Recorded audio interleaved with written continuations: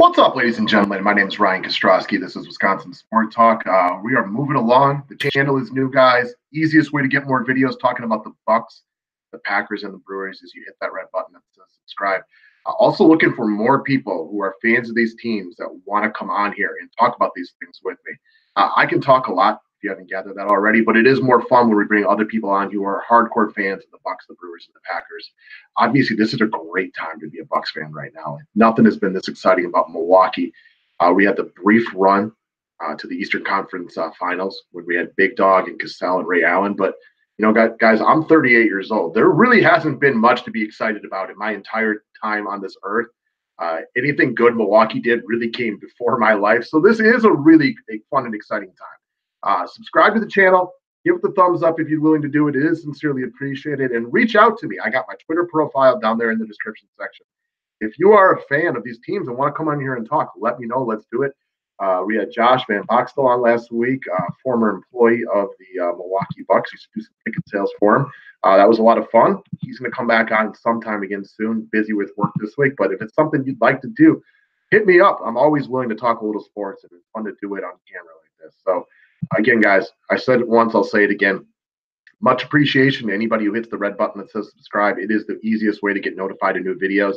And it may seem like a small thing for you, but the thumbs up, if you guys give it, it does help to spread me around YouTube. So it is sincerely appreciated. A little bit about who I am. Green Bay born and raised. So I live a few miles from Lambeau Field, grew up here, left for about 10 years, came back, and now I do daily fantasy sports analysis for a living. So that is DraftKings and FanDuel. I take a very analytical approach to sports. I'm kind of a dork like that. I like numbers a lot. Call it nerdy if you want. I'm willing to own that badge right there because that's the way I look at it. So let's give some quick thoughts on the loss to the Jazz Saturday night before we move into a brief analysis of what should be a beatdown tonight in Phoenix. My number one thing, guys, and if we have any Bucks fans listening to this, which I'd hope most of you would be, let's not dwell on it. The Jazz are a good team. It was our third road game in 4 nights, tail end of a back-to-back. We looked like the better team for a good portion of that game. We let them really get after things. We were missing our best point guard defender in Eric Bledsoe. He wasn't in there. We were missing both of our point guards in Brogdon and Bledsoe. And so to play them to a virtual draw, knowing that, the game are runs, if the game had been 5 minutes longer, we probably would have won. And if the game had been 8 minutes longer, they might have won. But it was a back and forth, up and down game. We had no point guard. It is hard to win in the NBA without a point guard. And Middleton and Giannis, they did their thing, and they looked great out there. And Lopez threw a block party again, 6 blocks in the first 6 minutes. That was crazy. But let's just move past it, guys. The Jazz are pretty good. Third road game in 4 nights, tail end of a back-to-back with no point guard is a tough place to be. If Eric Bledsoe was in that game on Donovan Mitchell, he doesn't go ham like he did and re-win that game. So move along. Sometimes you just got to pat the other team on the back. And Utah is a pretty good basketball team, and they played really well for portions of that game, so they deserve the W. Much love to the Detroit Pistons yesterday for knocking off the Raptors. I want that 1 seed. Now, ultimately, I don't think it's the end-all, be-all, but Game 7, Eastern Conference Finals, Toronto against Milwaukee, I want that in Milwaukee if that is a scenario. And it is not a crazy scenario to think of. Or Boston or Philadelphia, whoever it might be. I want, if Game 7 comes down to it, I want that one at home. So let's keep pushing for that number 1 seed. Our only real competition, though, is Toronto. So much love to the Detroit Pistons for playing a good game yesterday and knocking them off. There was no Kawhi Leonard. I get it. But still, the Pistons did the work for us. So big help. Tonight, we got Milwaukee traveling to Phoenix to take on one of the worst teams in the association, the Phoenix Suns. The Suns, if they would ever get healthy, wouldn't be quite as bad as their current record. But let's face it, they're not a good basketball team. They've been without TJ Warren for at least a month now, so they are missing one of their best 3 players. They're just not very good. It is what it is. I expect a beatdown of epic proportions tonight. I expect this to be one of the more lopsided games that Milwaukee plays all season for a couple of reasons. One, and the reason that Giannis is the MVP, it's not just what he does on the court, but it is the leadership and inspiration that he offers to this team. We don't lose to the same team twice. We don't lose back-to-backs. Hasn't happened all year long. We lost to the Suns earlier this year. That was a bad game for Milwaukee. Definitely one of the top 3 worst games they've played all year.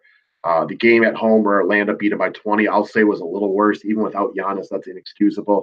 But we lost this game. Phoenix beat us. I watched that game from beginning to end. They wanted it more.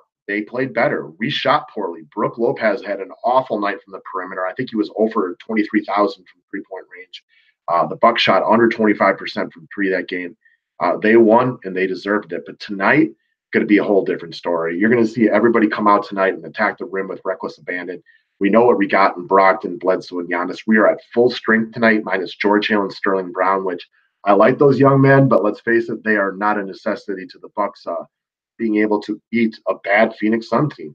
We got 2 days of rest after this. So even on the off chance that Phoenix is red hot from three-point range and we get down 10, 15 points, which can happen in any NBA game, you're going to watch Giannis flat out take this game over. So worst case scenario, what you're going to see is Giannis with a monster night as he brings him back. But realistically, the most likely scenario to me is I think we cover the 12.5. This is not a good spot for the Phoenix Suns tonight. They don't match up well with Milwaukee. You're going to see Eric Bledsoe play his best defense tonight on Devin Booker, making life really difficult on them. Bledsoe is one of the best on-ball defenders at the point guard position. And for those of you who don't know this, he left Phoenix under really angry circumstances. And he was not happy about how he was treated in his time there. And you're going to see him play really hard tonight. He's not happy about losing the other night either. He just got his big contract the other day, which is great for the Milwaukee Bucks. And it's just not going to be a good night for Devin Booker and the boys. So look for Milwaukee to go out there and play some of their best and fire defense tonight. And the Suns just aren't good enough to beat something like that. A Boston Celtics or a Toronto Raptors on a good night can beat good defense. The Phoenix Suns simply can't. Is there a way that the Phoenix Suns can keep it close? Sure. Every team in the NBA, if they shoot well enough from the outside, can keep it close. The NBA has turned into a game of three-point shooting. And if Milwaukee's off like they were last time and the Suns are on fire, sure, anybody can keep it close. It's just not a very likely scenario. Even with the Suns playing their best game and Milwaukee playing terrible in this game, we had an opportunity to win. I think it was something like 0.6 seconds left on the clock. They got the ball into Middleton. He hit the buzzer beater, but he just didn't quite get it off. It was called correctly. It was late, but we shot under 25% from three that game. And give the credit to the Suns. They came out and they played their best game that night. Guys like Jamal Crawford and Devin Booker were absolutely on fire from the outside. It has been the Bucks' Achilles heel all this year is giving up open outside shots. It is a byproduct of the Coach Budenholzer-led defense, which is to keep people away from the rim, make them become jump shooters. Brook Lopez has been awesome at helping us do that. He's been great down there in the paint. Is what it is. They were hot. Anybody can get hot for a while. I just find it almost impossible to think that that's going to happen 2 times in a row because the talent discrepancy between these two teams is just so major. And I just cannot imagine any way, minus like injuries or something like that, ejections, that Giannis is not going to just will this team to victory tonight. Even if Phoenix came out guns a-blazing, hit a ton of three-point shots early, Giannis will them to victory in this game. He does not take things lightly, and specifically losing back-to-backs and losing to a team. He doesn't want it to happen. He will make sure they win this game. I love all the reports we read about this dude, and this is the reason he's the MVP, or one of many reasons. If they lose a game, this dude's in the gym till like 2 a.m, putting up shots, getting work in. All he cares about is basketball. All he wants to do is win. All right, guys. So we don't need to really hit up this game in great detail. It's most likely going to be a pretty big beatdown. Anything can happen, but that is the most likely scenario. Phoenix is a bad basketball team. The Bucks have the best record in the NBA, coming off of a loss. No games tomorrow or the day after that, which means that they can really give their guys full go. We're not resting anybody tonight, at least as of right now. So this should be, easy peasy lemon squeezy. Now, I bring this up all the time, guys. The name of my company is the DFS 5-Pack, and we do daily fantasy sports analysis. There aren't a lot of guys that I have a ton of interest in this game. And a lot of that comes from the fact that we expect the game to be a little bit lopsided. And when you're picking guys on a slate like this, you don't want to go to a lopsided game because the question is, when does it become lopsided? Is it lopsided in the first quarter or the fourth quarter? That makes a big difference. The 2 guys I have interest in, or big time interest in from the Bucks, are going to be Pat Connaughton. And most of that, if you guys don't play DraftKings or FanDuel, is he's dirt cheap. He's barely over the minimum price. And he gets a bump in usage and minutes right now with George Hill and Sterling Brown not being in the lineup tonight. So Pat Connaughton is a guy you can take a look at. You don't really need his value salary with the way things break out, but he is definitely more than in play if you're looking for a guy who is dirt cheap. The other guy would be Eric Bledsoe. this is a close-knit team. He just signed a long contract extension with Milwaukee. These guys want to let him eat right here. I think that's a pretty valid reason behind tonight's game. They know he left this place and wasn't happy about it. They know he is way too good for this team to really check him. The Suns play really bad defense. Bledsoe might not get his fourth quarter run, which is the biggest reason to stay away from him. But ultimately, I think you're going to see him with at least 3 steals tonight, play very aggressive offensively, and he should be able to do whatever he wants. One nice thing, if you feel like the game flow is a little bit different than I do, you're going to get Giannis at lower ownership tonight. So the stud money is going to go to LeBron James. It was projected to be a much closer game. Plus the fact that Coach Budenholzer has handled Giannis with his gloves lately. I think most people expect Giannis to have every opportunity to put up a dud tonight as far as his high salary goes. He should be effective against Phoenix, but there's too much on Milwaukee that they may not need him to roster or handle a big load tonight. So Giannis will be lower owned.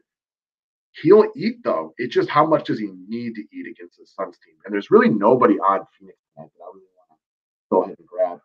It's possible, one or two of their guys have good games. There's just too many other good plays on this roster for me really to want to take a look at anybody from Phoenix. So that's really just a stay away spot for me. It's Pat Connaughton or Eric Bledsoe from the Bucks are my 2 favorite plays.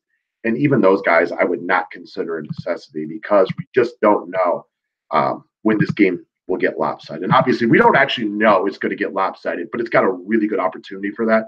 So I just don't feel like putting my money on much in this game. Pat Connaughton would be my favorite dollar for dollar play. Eric Bledsoe would be my favorite guy for a little bit more money. All right, guys, thanks a lot. Sincerely appreciate the thumbs up like I'm giving right now. If you haven't done it yet, please subscribe to this channel. And if you'd be interested in coming on and talking sports with me, hit me up on Twitter or Facebook or anything like that if you know how to find me. Thanks, guys. Have a good one.